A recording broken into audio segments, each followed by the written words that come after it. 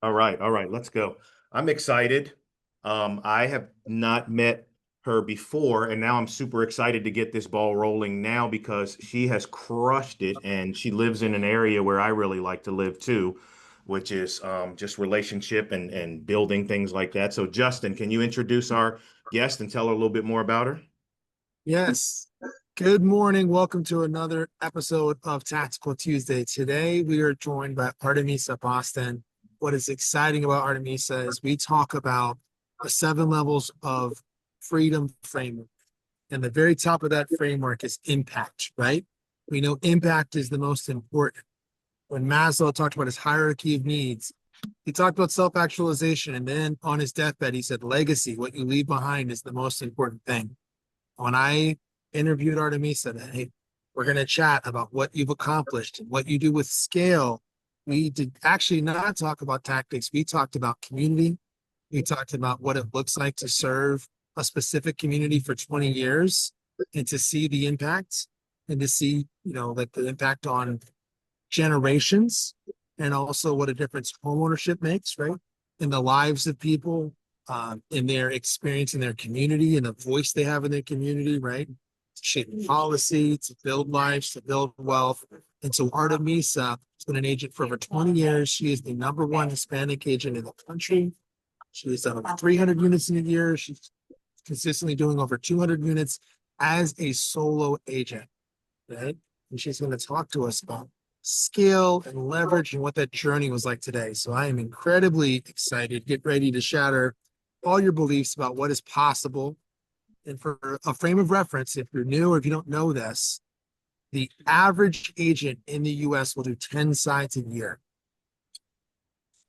Just to give you some framework of like what is possible, what we could be doing. Artemisa, good morning. Welcome. Thank you for joining us. Good morning. I'm really happy to be here. Thanks for the invitation. I love it. Tell me, I think to start right now, since you have had this business, and we have seen, even in your business, I saw during COVID over 300 units and it's contracted a little bit. How do you feel about the market today? Right now, we are in a market. It's a little difficult market. For Hispanics, it's a little bit more complex because we have a new president and with the immigration, in the way that he thinks about immigration, that scares a little bit to Hispanics. But the market in general, I think, is a little bit slow. We are still busy, and I think we are in a buyer's market finally after a few years. And I think real estate, even that we are slow, you need to always look for stuff to do because the market is going to come back. So no, because we are not busy, that means that you don't have to do anything. You need to prepare. Right now, you're in a preparation with the market come back, so you are ready in your game before everyone else. I love that mentality, right? Of working towards that. Can you take us back? And I'd love for Drew to chime in here. Take us back to how you got started. What inspired you to want to become a realtor? Walk me through that journey. To be honest, I moved more than 25 years ago to the United States. And when you move from another country, everything that you did in your country, it's not valid here or on those years. So I was like going to college. So when I moved here, I moved out that I found out that I didn't have any career. I didn't have the money to go and study. So I was thinking that real estate was something that maybe I was able to do. But the problem is I didn't speak English. So I have 2 jobs and I was translating the real estate book that was like this. And between my 2 jobs and translating every day, every single page, I was able to get the license after 7 attempts to get the real estate license, because every time that I went to present the test, if you change a word, I didn't understand. So I have to like come back and come back. And last time I was really lucky because I have appendicitis. So I went to the hospital and I was really happy because I was able to study a little bit more in the hospital. So the day that I get out of the hospital, I had the appointment for the test and I already paid. So I was like, I'm not going to miss this opportunity. So my husband says, you are crazy. Okay, we need to go home. I say, no, no, no, no, let's like try. So I went to present the test and I passed it. So I was really happy. I love that. I love that. There's I'm not going to go off from there, but I love the idea of like what's the silver lining in the cloud, right? I got Yeah. appendicitis, so I had time to study so I could pass this test, and how many lives have you impacted? Because literally I've served thousands of clients over the years, right? Uh, Yeah. Yeah, walk us through, she could have quit please. at number 2. She could have quit at number 3. She could have quit at number 4. She could have quit at number 5, 6, right? Finally, number 7. So right there, that is a testament of ganas, grit, right? Um, what's the driver? What was it? Like, what kept pushing you? I just want to be successful. I always so passionate about everything. I didn't know in that time that I'm going to be so happy doing this. I was really good selling stuff, no, because I was good since I was a little kid in Mexico trying to sell something, but I never thought the what that means in my life because selling houses is not selling shoes. It is another world. And in the beginning, I was thinking that I was doing this for money as a way to bring money to my house. But I never thought that the Hispanic community in those times in Minnesota needs so much. And I was thinking that I was the right person. Um, yes, I was making money, but I was changing lives. And yeah, Can we talk about that? yes, What I hear is mission based, and I hear right there for anybody listening, she wasn't selling. Like, she was, in her mind, in her heart, making a difference for the community. So it was mission driven. So it's no longer sales. It's about fulfilling a mission, right? yes. What is the mission that you feel called to do? Tell me, like, what are the words in your mind? What do you say? In my mind was in that moment just to get a house for every family because I saw the difference that make in the entire family. Mm, And after a few years, I was thinking if we can show that we buy houses, we are going to be economical power, we are going to have more power. So more power, so we have more options because they start like seeing us like people that we are productive. But but the thing is to see this in and just trying to make this work without any education about this, without any mentors or anything, was something that happens. But because I was putting my heart there. yeah. I'm curious. You didn't see anybody else do it. You just said, "Hey, this is how I feel." Interesting. And So so, Rob, I'm there's a sorry. tag here. No, I think Drew, this tags we had Drew on before we had you on Artemisa. Drew talked about, and I had no idea. He's so humble how he did over 100 deals in 1 year. And it was for his son. Some medical challenges. And Drew talks about when your why is big enough, the results The how is follow. easy. The how is easy. When your why is big enough, the how is easy, right? When the why is big enough, I come to a new country, I don't speak the language, and I become an advocate for my community, right? I That make is us correct. visible because the personal is political. It's a bad word, I think, if you think of like partisan national, you're talking about local. And I think on a local level, yeah, we make a difference. You want to be plugged into who's influencing change in your community, right, Rob? Yeah. Yeah. I have a It's a big, question. So I interesting mission. understand the why. I understand the why. I understand the drive, right? And she wanted success, right? In the beginning, it's like, hey, you want success, and then you're like, I want to make a difference, which is impact that we talked about. But selling 200 to 300 houses yourself is remarkable. Help me understand the how you grew into hiring leverage, how you communicate your standards to your people. Just tell me, how did you build that, and what does it look like today, so people can understand the level of freedom you have? Because I remember when I heard you speak, you said you don't even drive. You have somebody that drives you, that you could be more productive in the car. That is correct. And this is a new model. It's not that new anymore. But 10 years ago, I was thinking I need to do something because otherwise I'm not going to enjoy life. And I want to be sure that I have a balance.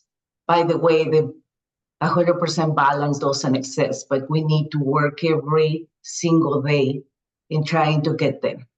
So I was thinking, so in the beginning, I was so lucky since the beginning.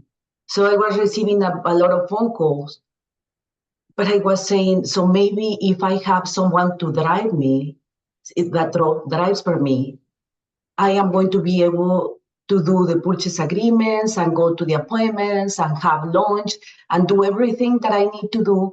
And I don't have to come back to my house and work for another 3 hours. So that was the first assistant. So, and after a few years, I have another assistant, no, because my database was growing. So now I need someone to pay attention to my database, just to be sure that the clients, the new clients, they were served, and the old clients also served, but also offering our services for new clients and asking for papers that the loan officer was missing and checking if everything was okay. So I had that second assistant, and she was the one that also runs to, oh, please put a blog box here and do this and do that. So I have now 2 assistants, but I still not enough time. More phone calls coming, more phone calls. And it was like, I need to do something. So I was thinking that, what about if I don't have to show houses?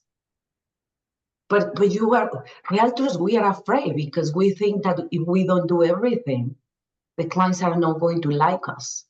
And that is not true.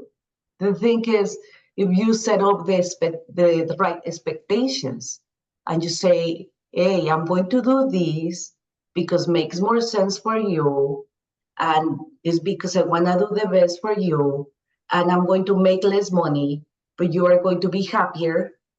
And surprisingly, the people was really good. They were happy because now they were able to see houses in the schedule that they want. So I call the Department of Commerce and I say, I need someone to help me to show houses because I never wanna have the kind of model that is a really good model, but I wanna don't have buyers agents or listing agents because I wanna be the one serving the client directly, always. So that's why I create this model, the showing agents. So I call my nephew that she got the license, and I say, do you want to show houses? And he says, yes. So he starts showing houses, and so I hire another one, and now I hire another assistant, and I purchase another office, and everything was like that. So I was an expert delegating. I have a question. I wrote down a bunch and Rob asked them all. So I have one. If we could go back to the beginning, right, when you first started, what activities did you do to build your database to the point where they're calling you now and you need to hire? What were the activities that led you to be able to hire? So no, I didn't know anyone here. So I was young and a little crazy. So after my job in the office every afternoon, I walk in the Hispanic neighborhoods and I was smiling and giving my business cards to everyone, saying, hey, if you want to buy a house, call me. If you want to buy a house, call me. I'm putting my business cards in the stores, putting my little flyers or outside of a church, giving my flyers and just smiling and trying to be positive. I didn't have any money, so I did only the stuff that I was able to do. Social media was not a thing in those times, so that is the way that I start. Just giving my business cards to everyone and going to with different professionals saying, hey, I am a real estate agent, you are an insurance agent, let's work together, and having coffees here and there and trying to make relations. I love that. I see Cherie has a question. Yes. First of all, very inspiring story. My question to you is, how did you educate your community? Were you holding workshops? Were you just doing it one-on-one? Because you had mentioned that that was the key, thing that you had to overcome in order to help more of your community. So I was curious about that. Yes, I didn't do any workshops because I am extremely shy. Okay, and now I am trying to do this more and more because it's a challenge with myself, and I'm trying to like do something to make me feel uncomfortable to grow. Okay, because when you are in a level, you need to, in any level, you need to just challenge yourself. So I didn't do that because I probably die if I do a workshop or maybe in those times. But one, I educate every single client once in every single meeting. But instead of some realtors, if you are not ready to purchase a house, they say, oh, yes, call me in a couple months. I create like a little school. So you are not ready. Let's make a plan. So you are going to do this and this and this, and you are going to get a secure card, and you are going to make your taxes. And before you make your taxes, call me to be sure that you are making your taxes correctly. But I have a little school, and I was putting whatever we need to do in a database, the task. Call this guy and see if he went to get the secure card. Like call this person if this person already paid the collection, and was like a little school that. But I was different. I was not the kind of agent that, oh, just call me when you are ready. I was really involved to make people be successful to purchase a house. And I think that Yeah. is real secret sauce to you, and probably how you got to 2 to 300 was because people didn't feel like they were just dropped off. They probably felt like, okay, she made the plan for me, then she checked on me to make sure that things were going okay, and I didn't have any additional questions. The other thing is, I think that you helped your economy more than you initially stated, because adding the showing agents, you probably have, other people that you have helped as well with regards to referring their businesses. You have probably, I don't know how many families that you uphold right now. So again, I just wanted to say, I think, your story is so commendable. Thank you so much. Cherie, in the Hispanic community, getting my Latinos prepared to buy is a job in itself. There's high administrative, there's lots of tasks. It's not the normal buying transaction. There's so much education and handholding that's involved. So that's amazing. How many assistants do you have today, and how many showing partners do you have today? I have is the showing agency is like an Uber situation. Every time that you want, you can work. Okay, so I have 10 plus showing agents, and you work when you want. I have a showing coordinator. That is the one that we use the same iCloud. So when people text me, he receives the text messages. So he's in charge of setting the appointments for the showings and finding the showing agent. So that is one assistant, no? The next assistant is the one who processes the files. So this person processes all the files and make the offers. She's in one of my offices in Minneapolis. So she makes drafts the offers and the listings and process the purchase agreements. So and I have another assistant, the third one. She check my emails. So she check all the emails and she put just in my folder whatever she was not able to resolve. And she is in my Roseville office. I have another assistant in my St. Paul office, and is the one that takes care of that office, but also social media and be sure that everyone has signed because you send offers to the clients and you need to be after them. Remember to sign the paper, remember to, so that is her job. And I hire people not for the stuff that they know. I hire people for the personality to be sure that they are going to be a good fit because they can learn. So that assistant is always so beautiful. So she is the one that when I have an event, she do my makeup and my hair and whatever, and she makes extra money.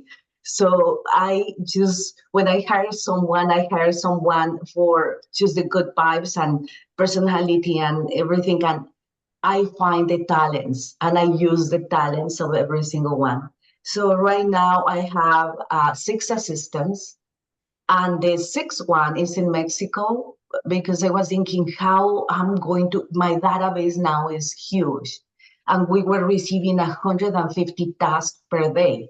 So I was thinking how I'm going to be able to handle this without no spending so much money. So I was like, oh, bingo, my sister, that is so smart, is like me. And she was like working there. I say, what about you do that? And she says, oh, yes, I'm going to be so happy. So she has 2 assistants in Mexico. So we are total 8, 9. So that is the team. You've referenced many times tasks in your CRM. Yes. Like, yeah, help me understand what your system looks like to stay on top of all of that. That is so simple. I am a really simple person. My system doesn't exist anymore, but I am grandpa, so I still can use it. It's called High Rise. So basically, you just like put the information of the client, and you just like put a task of whatever you want. What is the next phone call? So you know that you need to call that person, and what is the reason that it has like different categories. So you choose whatever, and obviously it says what you need to like say, no? But it's really, really simple. My systems are not complicated. I don't have time to be complicated. I am too busy. It needs to be simple. I love it. I love it. So it's just a task. It's just like you talk to somebody and you set a task. You talk to somebody and you set a task. Yes, and they know that we need to do that for every single client and myself. If you call me in this moment and you say something that I need to do, I do it in that moment. Otherwise, I forget about it. Yeah. Or you can like write that down. But how many times we forget about the list? So I do it in that moment. Otherwise, I'm not going to have enough time next day. Yeah, I agree with you. Okay, you said you were good at delegation, or I hear that you're good at delegation, right? Mhm. So many people that I see have trouble with delegation. How do you delegate? What do you think about? How do you train your people? Because at that volume, you know, there a lot of trust needs to exist. So Mhm. how do you think about it? Okay, in the beginning, I was thinking, like I said before, that if I don't do everything myself, it's not going to be done correctly until I start being sick. Okay, because that happens, you burn and Mm, you are in, I make mistakes to be here. Everyone makes mistakes. But the thing is, before we didn't have the option because we didn't have social media. We have some coaches or whatever, but now you don't have to make the same mistakes. You're still going to make mistakes, but you have people like us to explain what happened. And so in the beginning, I didn't know until I have the necessity, a necessity. And so I feel that I need to do it. I don't have another option.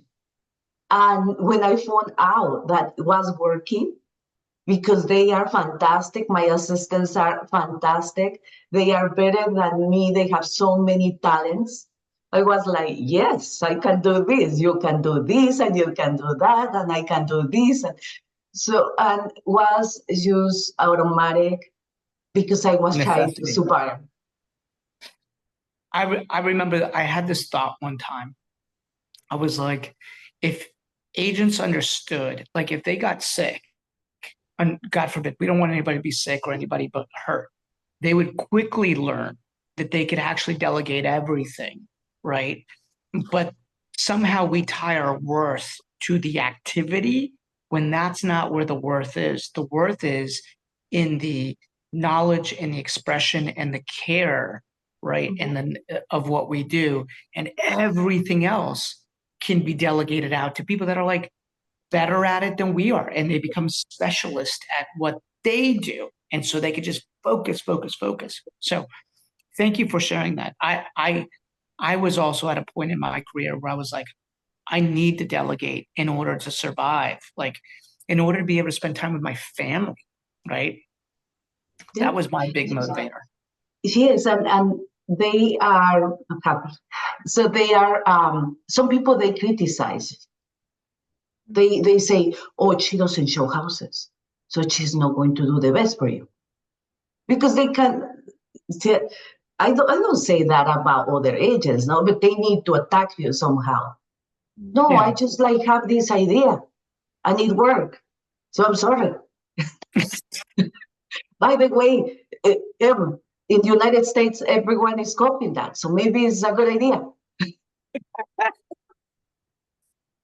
So Artemisa, my friend Leticia here in Knoxville serves the Hi, Hispanic Leticia. community. And she had a question for you just about the specifics of the showing agent model. I Yes. do. So thank you so much first for coming on here and helping us. I've been in real estate now for a little bit over 6 years. It has been amazing. I've been the one that helps out all the Hispanics. Just like you said, you got to hold their hand and you got to teach them how to get their credit, how to maybe get their ITINs or things like that. You know, a lot, when I first started, I remember one of the big agents in the office said, Letty, why are you doing that? And he said, it's mucho trabajo, poco dinero, which, you know, translates to a lot of work, but little money. And I was just like, it's not about that for me. For me, I got into this because I want to help people. I want to help the Hispanic community. There was nobody at the time that was doing that or guiding them. And so I saw an opportunity and I saw something that would also fulfill my heart. And so I went for it. So now I'm trying to grow my business and, you know, I'm going through different coaches. They're all telling me about just the regular model, which is get buyer's agents, get showing agents, you know, do this, do that. And I'm like, a lot of my business comes from referrals. It's just people from the community. I don't pay for leads. It's all, you know, warm transfers. And so for me to transfer a referral to my buyer's agent, it's been difficult because they're like, no, Leti, like, I want to work with you. You were referred to me. They know you. I like you. And I'm like, oh my goodness. But like you said, it's so hard to handle everything and still have like a work and life balance. And then also just, so for me, it's that, how do you handle those, you know, those people that want to work with you and and you get them to understand that, hey, it's okay, I'm still here, but you're going to get better service or the same amount of service working with this person. And then how do you get to the point where you know how much to pay people? Because I do have a virtual assistant. She's from Nicaragua. I pay her hourly. And then I have a buyer's agent. And then I had just hired a new transaction coordinator, and looking into a social media person now. Yeah, so the way that I do it is I pay per hour. And I'm going to be open about that because it doesn't need to be a secret to help. So when you start, I pay you $25 per hour since the moment that you put your body in your car until you come back to your house. And I think it's a good deal because if you are a new agent and you don't have any money and you don't have any clients, I am helping you and you are helping me. You are self-employed, so you can like write all the miles and your expense at the end of the year. And every year that you are with me, I pay you $1 more. So now I have someone that makes $10 more, $10 more, no? Because he has been with me for 10 years. So, and that is the way that I pay. And I think it's the more profitable model because we don't have to share the commission. And the other model is good too. But I have the same problem. My clients, they didn't want to work with another agent. The one that speaks to them is only me. That is, and maybe I can change that because if you set up different expectations, clients are going to understand. So if you explain correctly to your clients that you have a buyer's agent, that he's great, that they still can call you if they need you, that they are going to understand that you are still there, even that they are dealing with your agent, you are always there. They can text you any moment. And they are going to feel okay with that. Okay, thank you so much. You're welcome.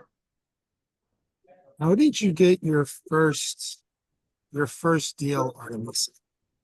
Because you said that when you got done with your activities, you would go put your cards everywhere. You would go do all these things. So, because I think sometimes it's so hard. You hear these things of, I'm doing 200 deals a year. I'm struggling to do, this market's tough. I'm struggling to hit 12 this year. What were you, how did you get those first clients? So just with the business cards and just people start calling me. Just business card, that's all. Yeah. No, I love it. So Yes. you put them out there and Yep. there's probably no one else. And by the way, I don't know if we mentioned this, Artemisa is the #1 Hispanic agent in the US and the deeply Hispanic area of Minnesota.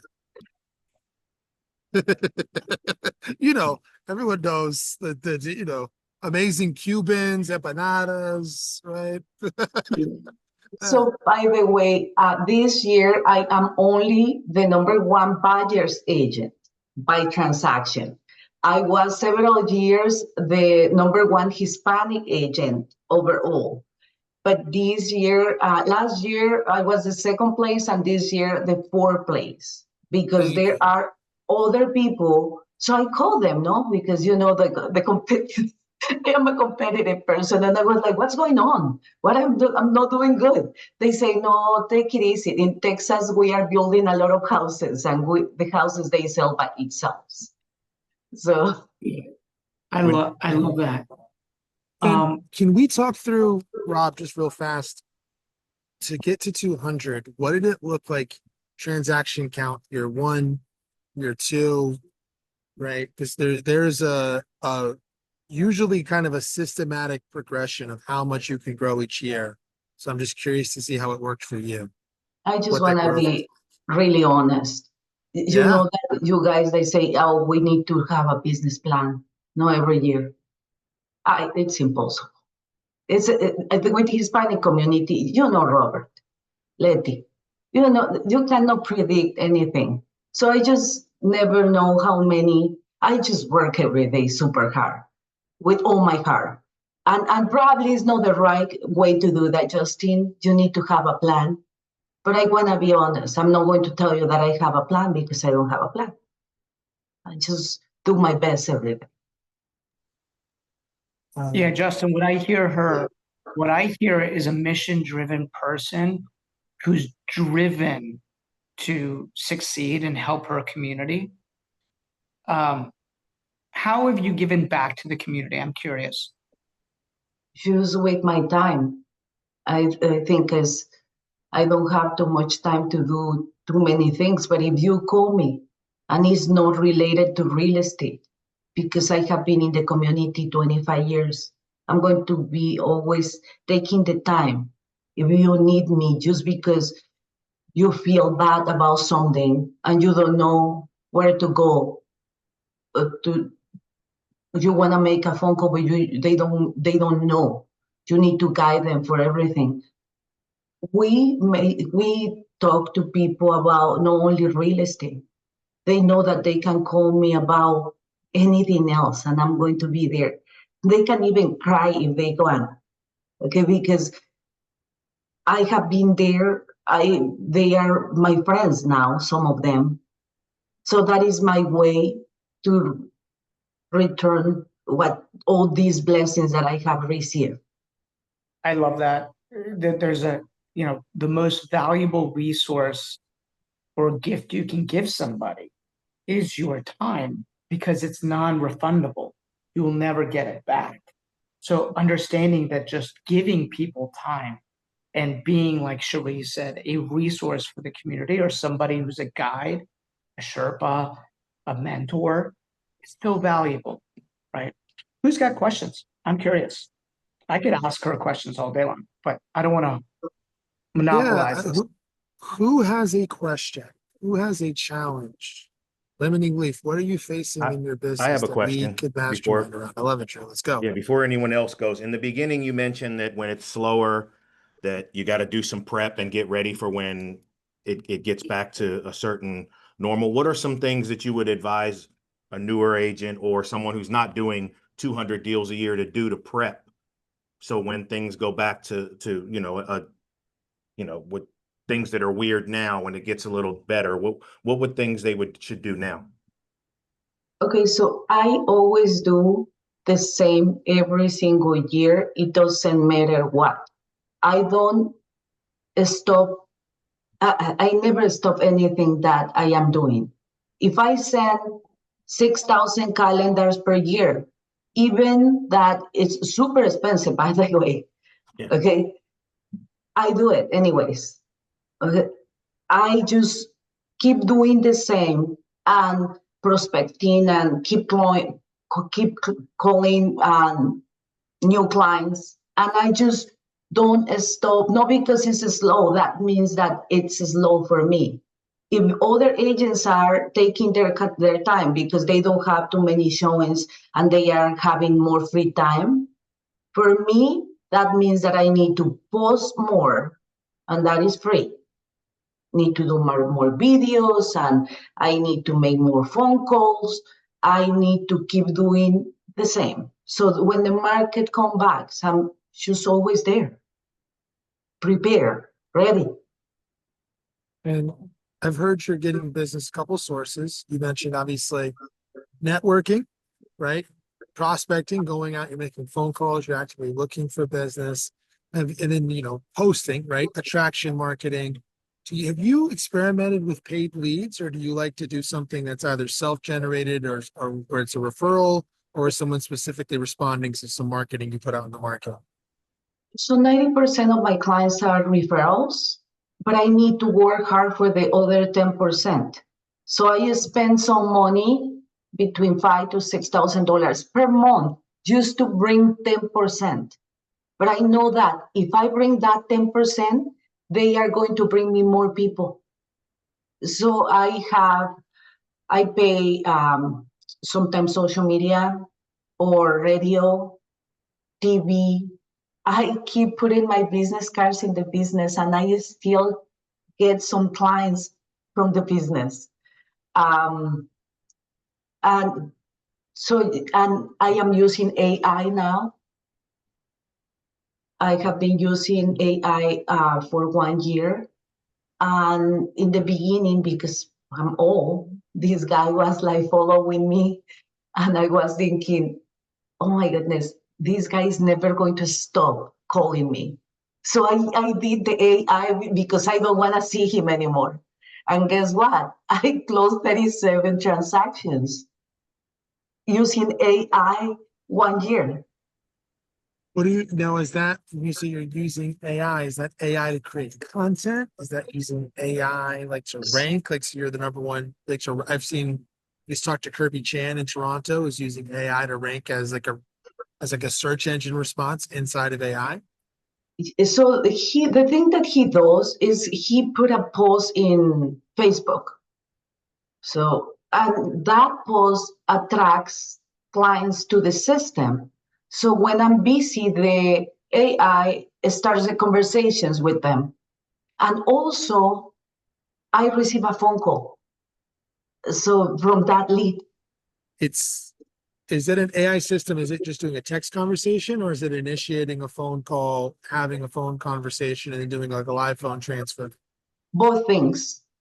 Ooh, who So are you using? it's here in Minnesota. I can give you his name. Okay. And Okay. yeah, and I'm going to start doing other stuff with him because I want to try he wants to try with me that is going to work because I always so persistent that Mhm. he want to be sure before to add more people to this. So this is interesting, Artemisa. So I was just in Miami. I got to spend a lot of time with one of the sponsors of this convention, this guy Riley Vanderkay, who runs Speculo, and he was talking about AI. It's like a mid-funnel. You can use it for speed to lead, but you can also use it for your database. And he said they ran some experiments, and when they had the AI, Rob's got hearts, I love it. When they ran the AI, and the AI identified as an AI explicitly, they said engagement went up 150%, and live transfers went up 100%. That people actually like engaging with AI early in this because they don't feel like they're going to be sold. So they're more likely to engage with an AI in the information gathering part of the process. And I thought that's a very interesting way to think about like how to use these tools. They still want to talk to a human, but they may not want to talk to a human, at 1 a.m, but they'll talk to an AI. Right? They don't want to talk to a human when they're just trying to look at pictures of a house on Zillow. And I just want to tell you that I closed 37 transactions, but I didn't put the effort that you can put there because I didn't have the right person to follow. And all of us, we were so busy that it was myself with AI. I didn't have any help. Now I have another person like following the leads. But this can be amazing if you have the right tools. But this is new for everyone. And I thought it was really interesting your philosophy around spending. Hey, I'll spend $60,000 to $70,000 a year to keep growing my database by 10%. Yes. Right? Of having that forward thinking of I was coaching someone last night, different business, about thinking about your business like a business. Got it. It's easier to have a big business than a small business. That is correct. We are not only real estate agents, we are business people. So we need to, this is a business. Is when I talk to a pastor and I want to buy a church. Yes, but you need to start like seeing this like a business pastor. Otherwise, it's not going to work. Artemisa, so you've been in the industry over 20 years, right? 25 years. What? 25 years. Okay. So you came from Mexico as a child, youngest realtor in Minnesota. I love this. And what's the biggest mistake what mistake has taught you the most over the years in your list? Something where you're like, I learned so much from this. Yeah.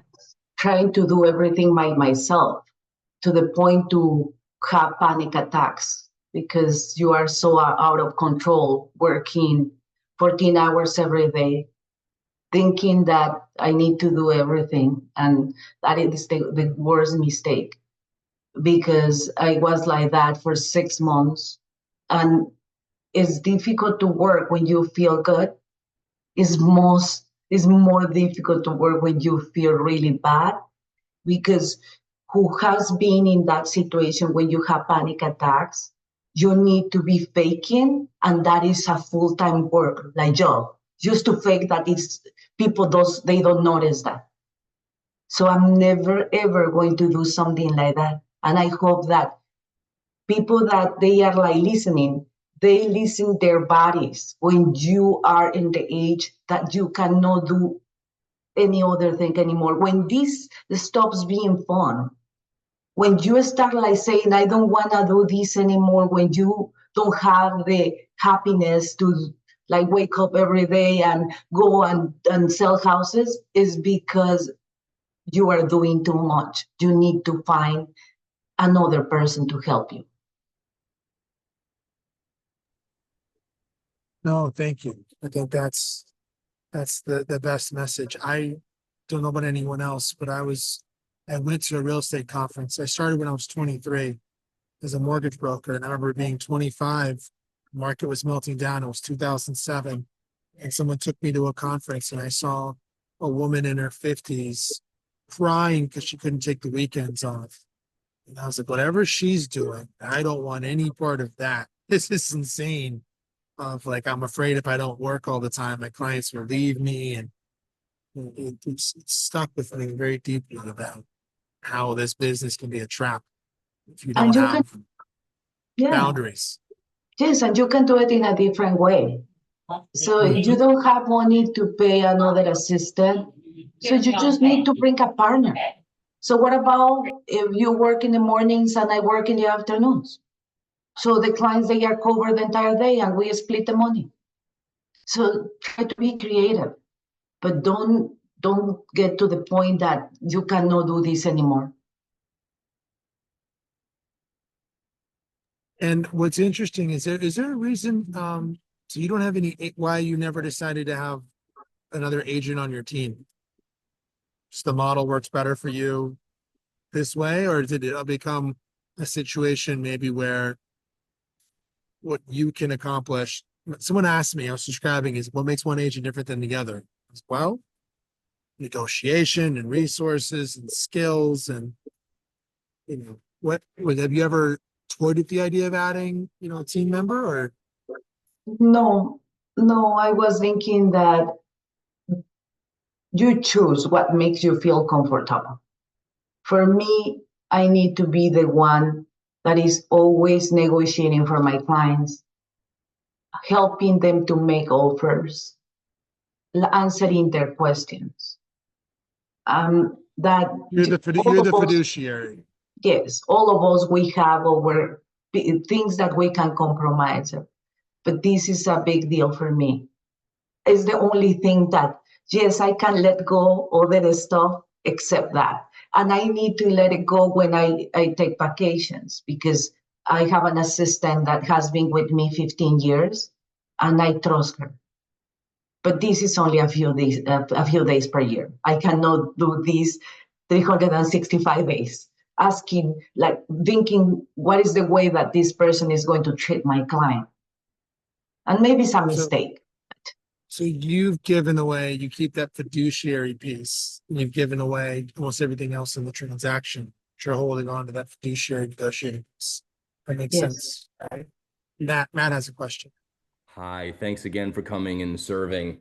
Um, I'm always curious when I interface with people like yourself who have big goals, big dreams, big accomplishments already behind them.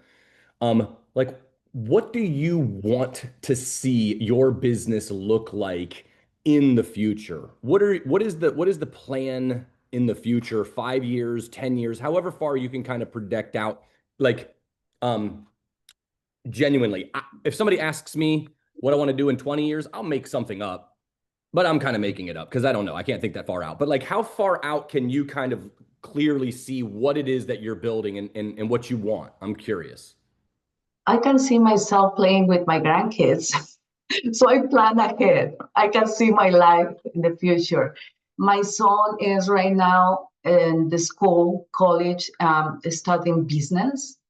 And my plan is when he graduates in 3 years, he's coming and we are going to do this together. And eventually I'm going to be in the picture. The two of us are going to be in the picture, and I'm going to be, because I am just starting to open the market in other countries. Okay. And I just want to do that. And because I am an EXP, I want to like see if I can grow my line. But right now I don't have a lot of time to do that. And so just I have a plan. Everything looks, I don't know if it's going to work because kids, they can change their minds. But right now he's happy and he wants to do that. And in case he doesn't do that, I am on real estate. I can improvise. I know how, like, no, we just like change the plan and that's it. Love it. The family business. That's great. Yes. Mm-hmm. Thank you. You're welcome. Artemisa, what's the biggest challenge you're finding with the clients you're working with? What are they? Is it savings? Is it credit? What are you finding to be the biggest challenge you're seeing in the market right now? I always like to ask people that see the volume of transactions you do. You see a much bigger percentage of the market than a lot of people. You know, credit and that kind of stuff is something that we can fix. But the people being super scared about immigration, that is another thing. So Like- I cannot find words to tell them that everything is going to be okay. Are you finding people are afraid to make a purchase or engage with the system because they don't want to draw any attention to themselves? Yes, and I try to tell them that what is going to happen is going to happen. They need to keep living their lives. They need to keep doing whatever they want to do. Because even people that they have legal papers, they are afraid because they are residents or they have authorization to work or stuff like that. Yeah. And I think just from where we live, I live in a fairly homogeneous area. I don't know if everyone sees the same thing that we see of how it's affecting our community. Yeah. So that makes sense. And then the other thing is that I'm always curious is, do you invest in real estate yourself? Is that something? Yeah. Yes, I like rentals. So when I see a good deal, I just buy it and rent it for a few years and I sell it. Or I do contract for deeds, but the thing is sometimes my investors, no, they say, oh yes, I'm going to do that.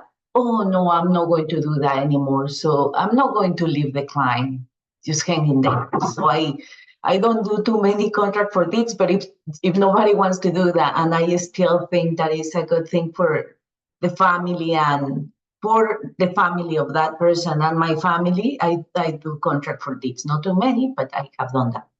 When you're doing for contract deeds, you're doing a contract for deed as the seller to an end buyer? Yes, I just like purchase the property that the client wants and I just finance. I am the lender. You're becoming the bank. I have somebody locally who's built a strong business of essentially bringing in an angel investor. Mm-hmm.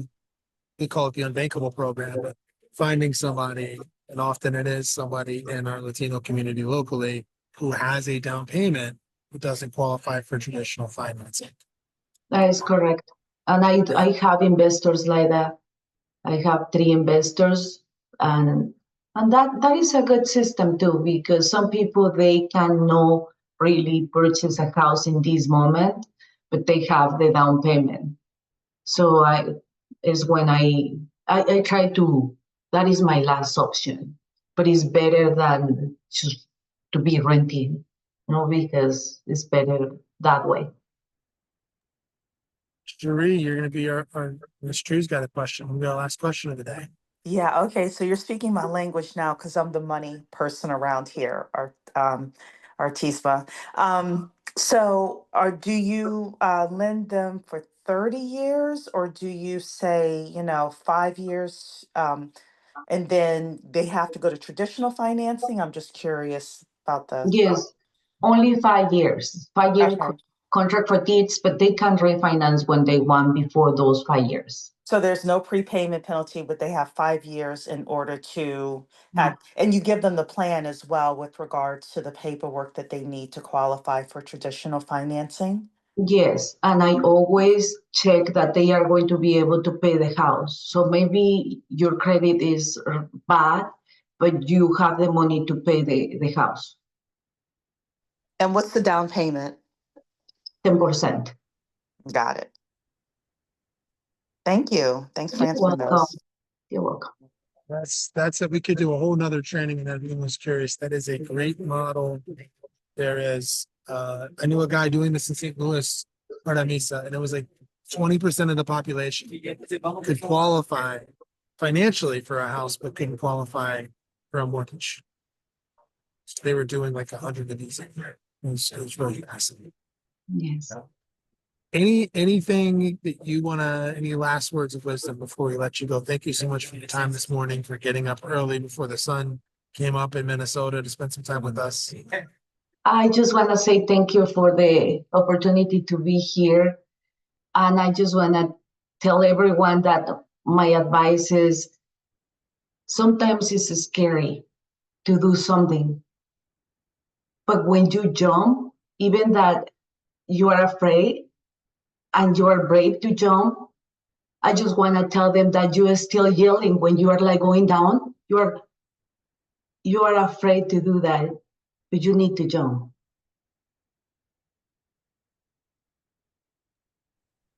Well, Thank you so much for Artemisa, today. thank you. Thank you, guys. It's Definitely great. Really We inspiring. appreciate it. appreciate you and your time. Thank you.